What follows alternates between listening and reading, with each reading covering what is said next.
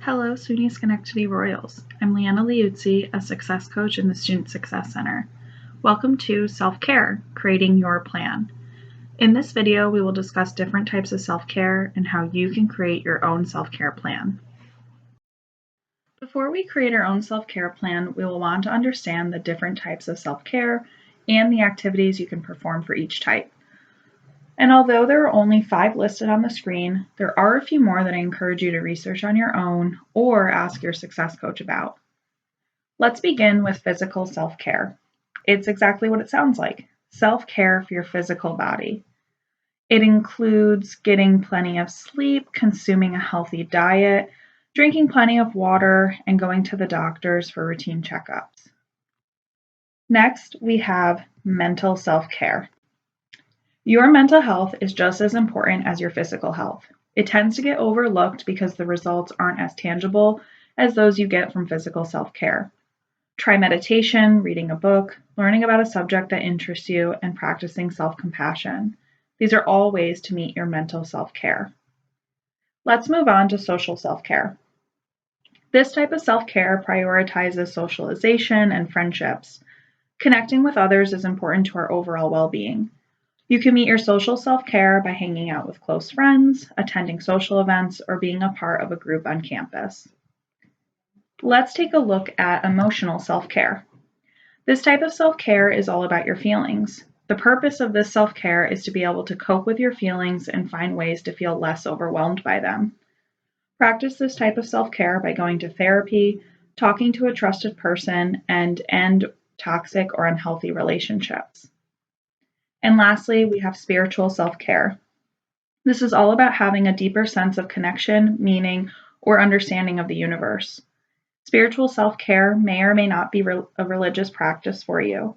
You can determine your values, read books about spirituality or various religions, spend more time in nature, or attend a religious service.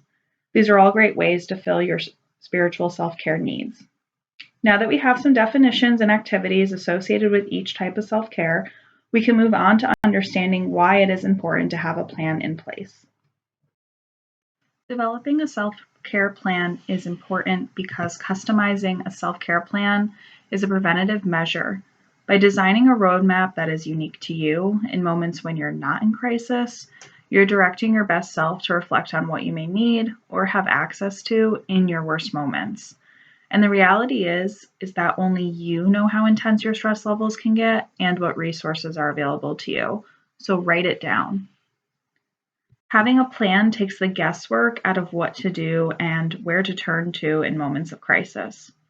Your plan helps you respond instead of react to the situation at hand.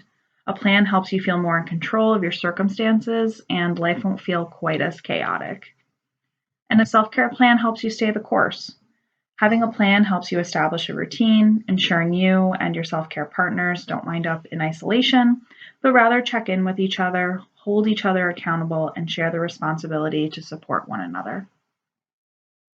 Remember that creating a self-care plan is an individualized practice. There is no one-size-fits-all. The key is to determine what works for you. You can start your plan by asking yourself the following questions. What do you value? What you value can determine your decisions and habits, and when you don't practice self-care, your habits and values tend to become out of sync. It's best to start by making a list of all of your values. This may be family, friends, your job or hobbies, education, or travel. Next, ask yourself, what self-care habits do I already practice? Consider the different types of self-care. This could be the ones we discussed earlier, or maybe want to consider some that weren't covered in this video. Regardless, you'll want to identify self-care habits you are already practicing. If your list is short, don't worry, you are heading in the right direction. Lastly, ask yourself, what self-care activities do I want to practice? Taking your list of values and considering the different types of self-care, make a list of self-care activities you would like to practice for each type. Your list may be extensive. However, you'll want to choose only 1 or 2 habits. You will want to decide when and how often you will do these activities. Maybe you've chosen meditation for your mental self-care and plan to utilize this strategy for times when you are stressed or anxious. Maybe your plan is to practice meditation 3 times a week, no matter what your emotion you're feeling. Once you have answered these questions and you have chosen 1 or 2 habits you would like to practice, be sure you commit to your practice and measure your progress. Setting a daily, weekly, or monthly goal for your practice can keep you motivated and committed to your self-care plan. You can keep track of your habits by journaling or using an app that tracks your progress. In the description of this video, you'll find a self-care plan template that can help guide you. Let's talk about another type of self-care plan. This is an emergency self-care plan. When you are faced with a crisis, you likely won't have time to create a coping strategy. So it's important to take time to develop a plan in advance.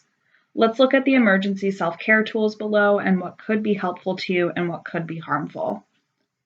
Relaxation and staying calm. You want to identify which activities help you relax and which activities make you more agitated. Self-talk. Helpful self-talk may include, I can do this, I'm safe, while harmful self-talk may include, I can't handle this, I knew this would happen. Identify what's helpful and what's harmful. Social support. Which family member or friends can you reach out to for help or support? Which people should you avoid during times of stress? Be honest about who helps and who zaps your energy. Mood. Which activities support a positive mood, and which activities should you avoid when times get tough? And lastly, resilience. What or who helps you bounce back, and what or who feeds negativity to you? I encourage you to create your own emergency self-care plan. A template of this chart can be found in the description of this video.